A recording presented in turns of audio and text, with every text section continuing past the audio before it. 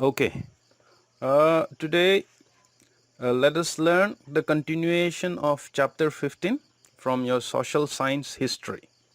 Well, in the previous class, we have discussed some of the popular beliefs and religious development, especially during the time of medieval India, isn't it? Okay, which include bhakti movements, right? And some of the leaders of the bhakti movements like Ramanuja, Ramananda, Mirabai, and Chaitanya. Is it not so? Well, today let us try to cover this Kabir as well as Guru Nanak. Okay, so let us start with Kabir. Kabir, he was considered as the greatest saint of his time. Okay, he was a very the great religious leader.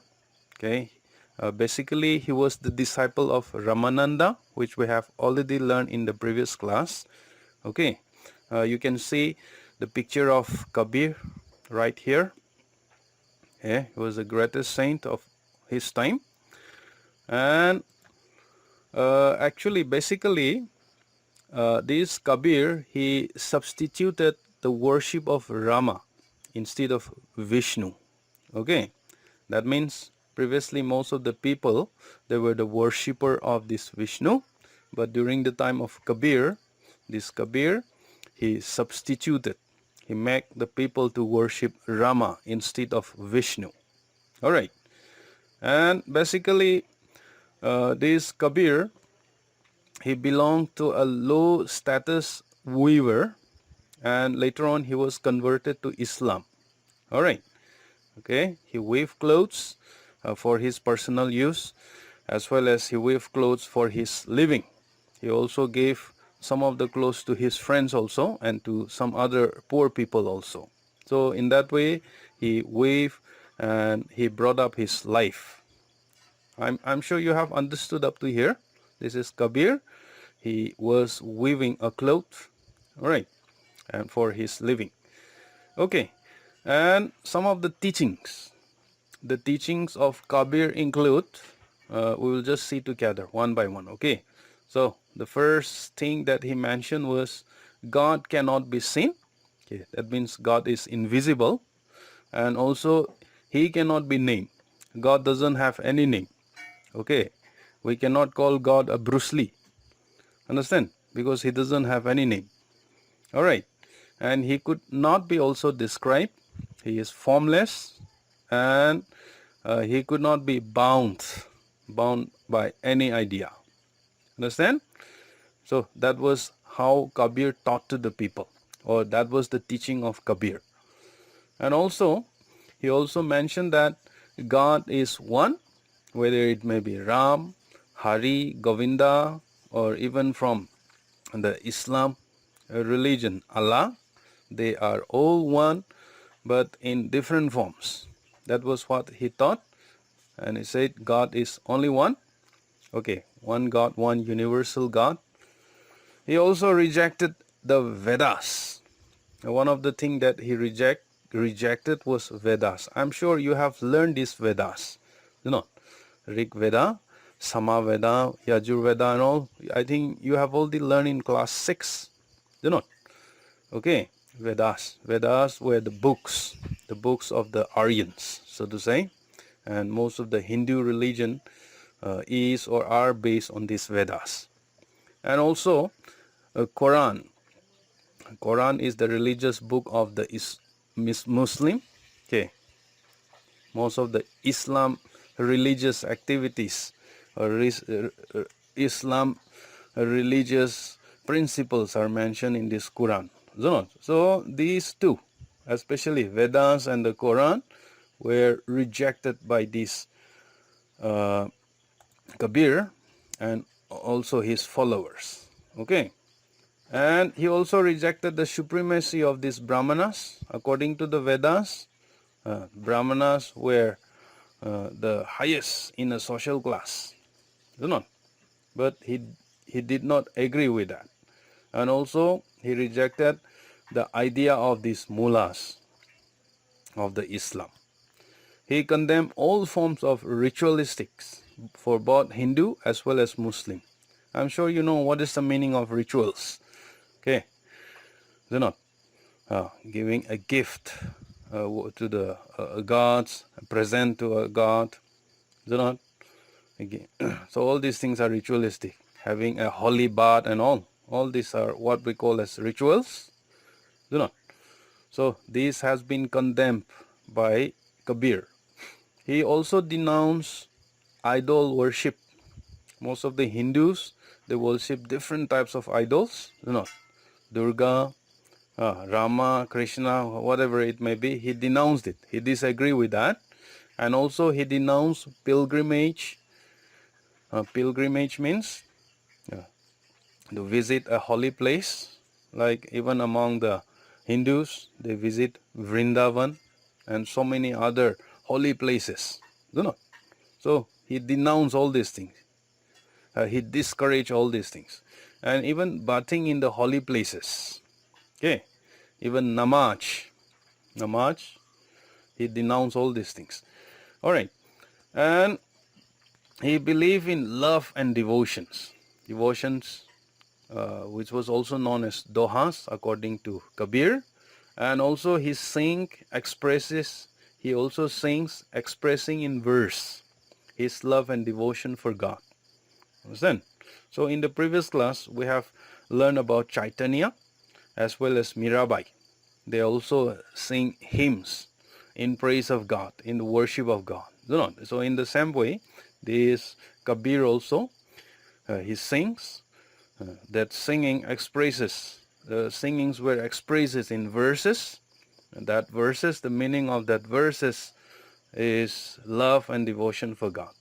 Okay, so the followers of this Kabir, they were known as Kabir Panthis. Let us repeat once again, Kabir Panthis. If I ask you in the exam who were Kabir Panthis, you must tell me that the Kabir Panthis were the followers of this Kabir.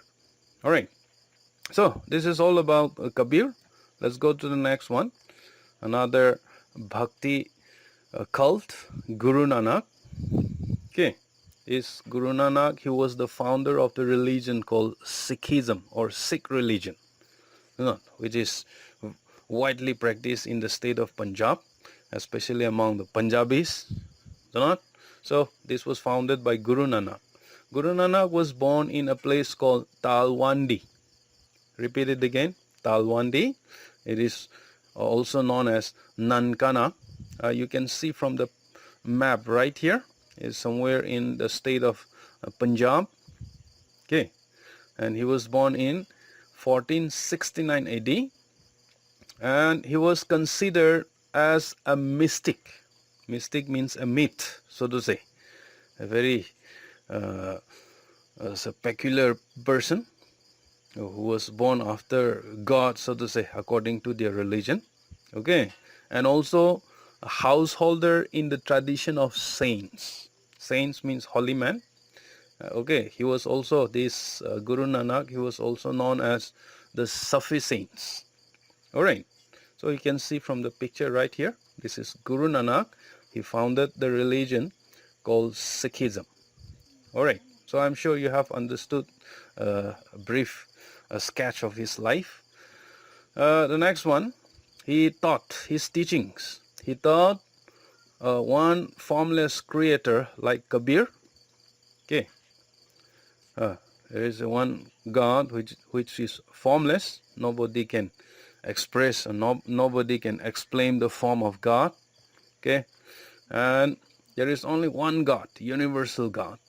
And in order to approach this God, they need a guru for approaching God, right? This was what Guru Nanak taught, and he was the guru.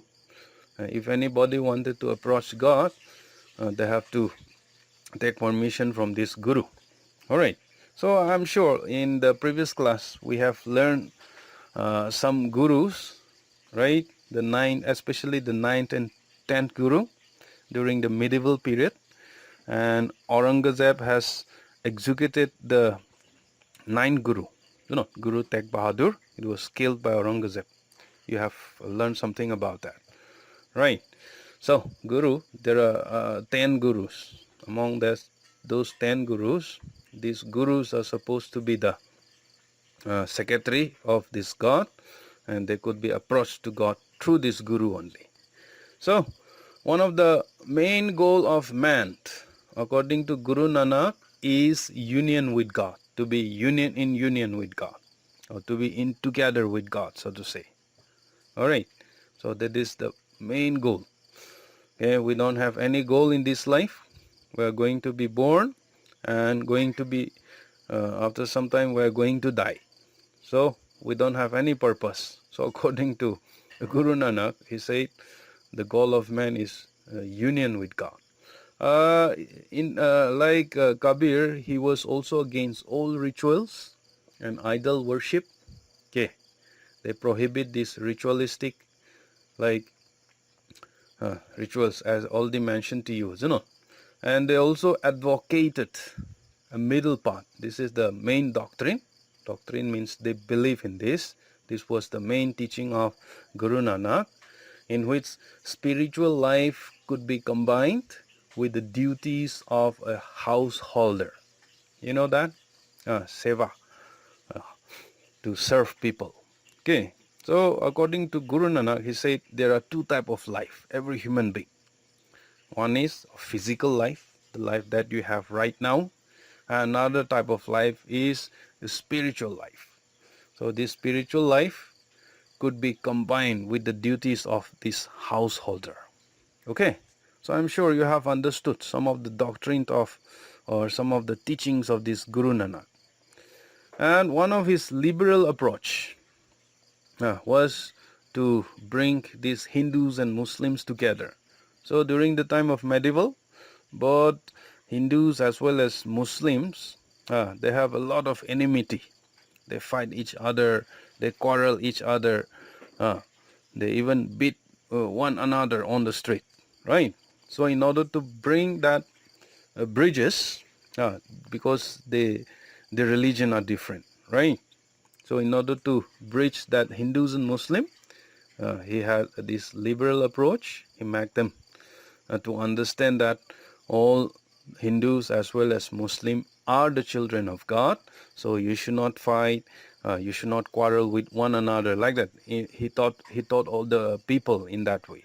Okay, so these are some of the teachings or what we call as doctrines of Guru Nanak. All right, and not only that, to the women, I think most of the girls, you should be very thankful to this Guru Nanak, because this Guru Nanak preached the message of love, equality, okay, especially between man and woman. The relationship between man and woman was very bad, especially during the time of this uh, medieval India. You might have heard sati system.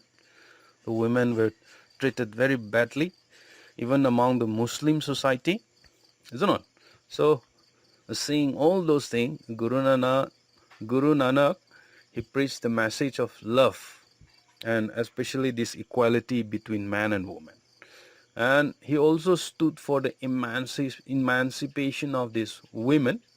Okay, women were not inferior to men, but had equal responsibility. So all these type of teachings or all these type of supports were given to women.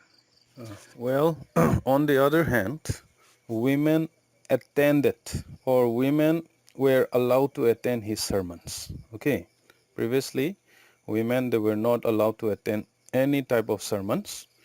Okay, especially in the Hindu religion as well as in the Muslim community. Okay, so I should say these women they were very fortunate after the coming of this Guru Nanak. And they also have this Guru Nanak also started this langar. Langar means common kitchen, where all could dine together. So even today they practice this, especially in the state of Punjab, as well as in many parts of our country. Okay, dine together, okay, which was known as langar. Langar means common kitchen. Okay, and not only that, all people, regardless of religion, regardless of tribes, regardless of social classes, they can attend this langar. Okay, so if you have time, you can go and join langar in the Gurudwara. I think in Imphal we have a Gurudwara, right? So today we'll learn only up to here.